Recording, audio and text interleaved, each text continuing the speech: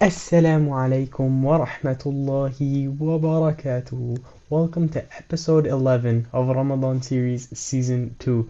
We'll be continuing off from where we left off in our journey of the last 29 surahs of Juz Amma. Today we'll be taking Surah At-Teen, the fig.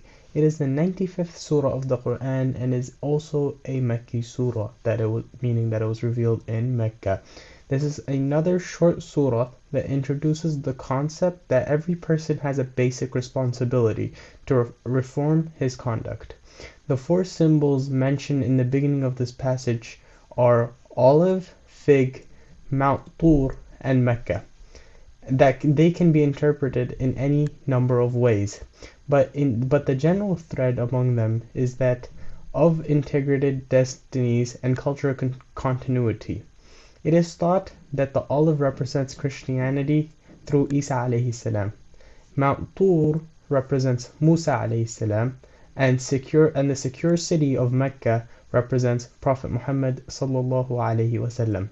The designation of the fig is uncertain, and many suggestions have been offered from Buddha to other lesser known religious figures. Though there is no definitive consensus, other commentators suggest that the fig and olive are generic reference to Palestine and Syria, the lands of the ancient prophets. أعوذ بالله من الشيطان الرجيم بسم الله الرحمن الرحيم والتين والزيتون وطور سينين وهذا البلد الأمين لقد خلقنا الإنسان في أحسن تقويم ثم رددناه أسفل سافلين إلا الذين آمنوا وعملوا الصالحات فلهم أجر غير ممنون فما يكذبك بعد بالدين أليس الله بأحكم الحاكمين. In the name of God, the most compassionate, most merciful. By the fig and the olive of Jerusalem and Mount Sinai, and this secure city of Mecca.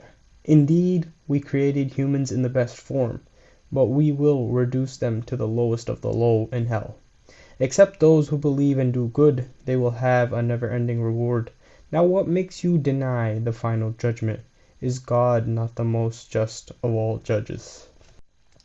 In ayah number 2 it says, and Mount Sinai. This would be the mountain known in Arabic as Mount Tur, to which Prophet Musa alayhi salam brought the Israelites or Banu Israel after leading them out of Egypt.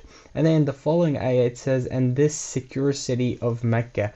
Mecca being a large settlement in an otherwise desperate and lawless land, was generally considered as a safe place to live. In addition, the holy shrine, otherwise known as the Kaaba, gave a certain status to the city. And then as we read on, we reach ayah number 6 where it says, except those who believe and do good, they will have a never-ending reward. When the great scholar of the prophetic tradition, Abdullah ibn Mubarak, was near death, he said to his friend, a man named Nasr, he said to him, lay my head down on the earth. Nasr began weeping. So Ibn Mubarak asked, why are you crying? Nasr replied, I remember all the blessings that you've had in the earth, and now you're dying as a stranger and a pauper. Ibn Mubarak told him, be quiet. I asked Allah to let me live the life of the rich and to make me die the death of the poor. Then he said, put me down and don't address me again unless I speak again. Put me down so these can be my last words. There is also a saying of the Prophet to the effect that it is better to die as a poor person, for they will enter paradise long before the rich. Rawahu Bukhari. And then as we read all the way to the end of the surah, in the last ayah number 8, it says, is God not the most just of all judges? The Prophet asked people to say the following phrase after reading this last verse, most definitely. I testify that he has the power to do that. Jazakallahu khairan for listening today. See you tomorrow, Insha Allah.